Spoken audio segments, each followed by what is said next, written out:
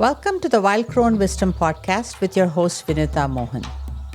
In this episode, we explore the crucifixion story and its 4 stages as a roadmap for transforming pain into growth and resurrection. All of our suffering comes when we try to get to our resurrection without allowing ourselves to be crucified first. Glennon Doyle in Untamed. The significance of Easter has always fascinated me. Today, I want to share some reflections on the powerful symbolism of the crucifixion story. To me, the most painful and tragic of all the stories of the great saints and teachers is the story of Jesus. Here was a powerful, enlightened being who taught inclusivity and unconditional love. Yet, he was seen as a political threat and assassinated for his message of love and tolerance. And while his crucifixion is deeply personal to him, it's not unique.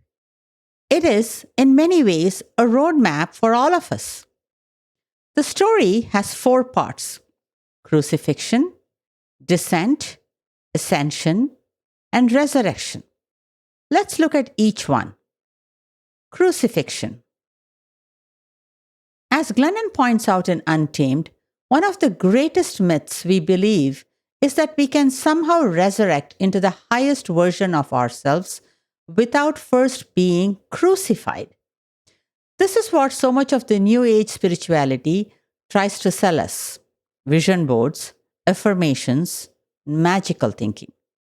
But the truth is, our journey of becoming almost always begins with some form of crucifixion, some painful experience that brings us to our knees. Every one of us carries our own cross: betrayal, grief, loss of a loved one, abuse, illness. Pain is part of the Earth School curriculum.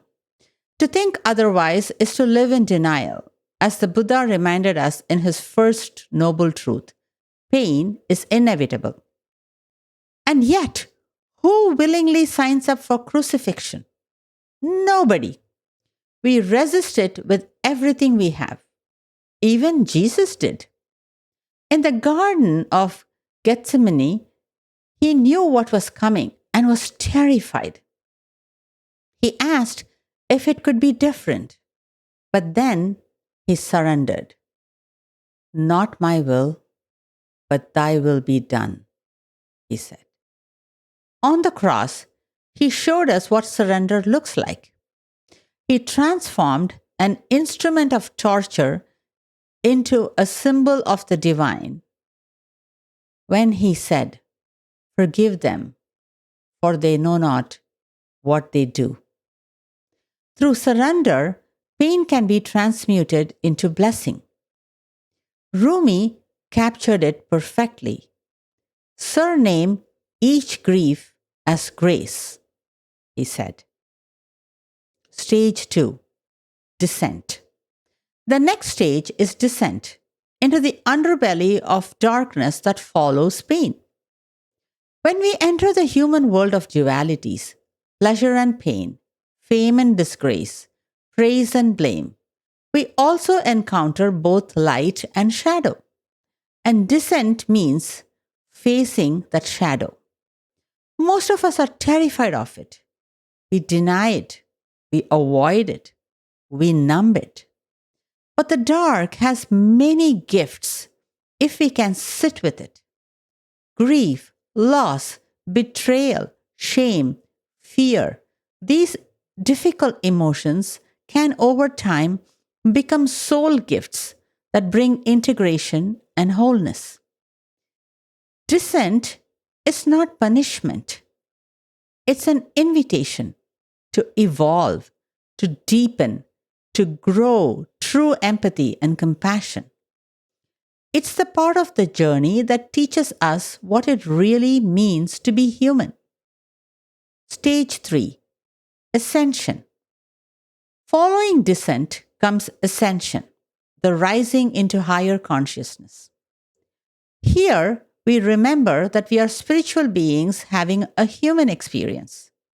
We glimpse the mystery of life, the multidimensional universe, and the truth that the divine cannot be grasped by the mind, only experienced when we go beyond it. But ascension carries its own trap. It feels good, and we may want to stay there. This is what's known as spiritual bypassing, escaping human pain by hiding in mystical states. Many traditions used to present renunciation as the ultimate goal. But in our age, at this time of earth life, it doesn't work. True spiritual teachers don't escape, they engage. Mother Teresa, the Dalai Lama, Gandhi, Martin Luther King Jr. They embodied their spirituality in action. Ascension is meant to lift us up so we can come back down to earth with greater awareness and fully engage with life. And finally, resurrection. This is where our doing becomes infused with our being, as Eckhart Tolle says, where our insights, wisdom, and spiritual awareness flow into daily life, where love becomes service. As Mother Teresa said, faith in action is love, and love in action is service. Resurrection isn't a one time event. It happens many times, sometimes yearly, sometimes daily, sometimes with every breath. Each crucifixion we endure holds the seed of resurrection, if we are willing to move through it with courage and surrender. Eckhart Tolle calls non attachment, non resistance, and non judgment the three pillars of enlightened living. Practicing these allows Christ consciousness or divine love to flow through us moment by moment. The lesson of Easter is not just about Jesus' sacrifice.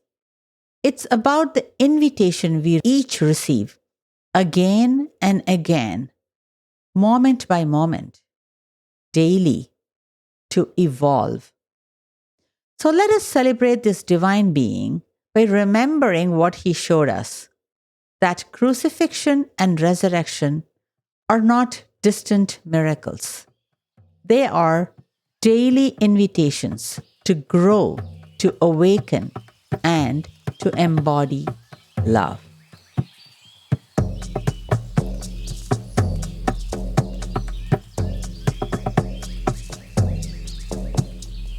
Thanks for listening to this episode of the Wild Crone Wisdom with your host Vinutha Mohan.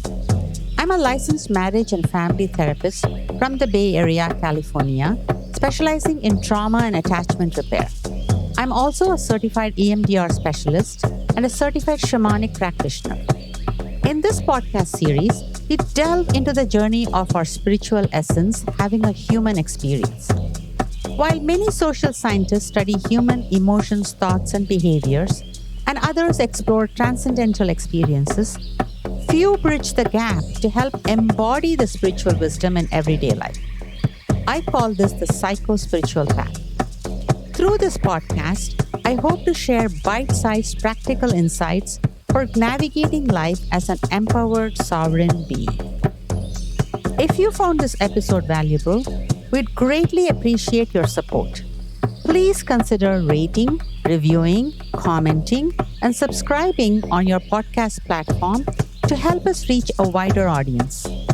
You can explore more of my writings on Medium by following the link in the show notes. We'd also love to hear about your experience, so feel free to share your thoughts with us at Wild Crone Wisdom Podcast @gmail.com. Thank you for being part of our journey. Please be advised, the information provided in the Wild Crone Wisdom podcast is intended for general information purposes only. Vinutha Mohan is a licensed therapist and healer. However, the content shared in this podcast does not replace or constitute professional advice, therapy, or counseling. It is essential to consult with a qualified mental health professional for personalized guidance regarding your unique circumstances. Thank you.